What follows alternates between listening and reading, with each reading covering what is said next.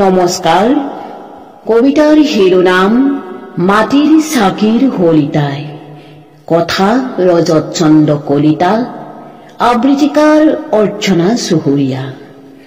মাটিৰ চাকিৰ হলিতাই আয়ে হোতাকানিত গোবৰ মাটিৰে সপোনবোৰে আঁকি দি থক কৰিব খোজে।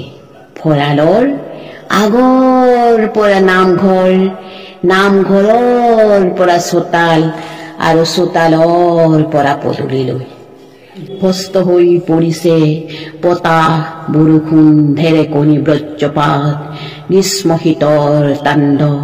তথাপিতো কাটিনি তামোলৰ দৰে হাউলি নপৰে। প্ৰতিটো পুৱা, প্ৰতিটো সন্ধ্যা মাটিৰ চাকিৰ হলিতাই পোহৰাই ৰাখে আইৰ মনটো।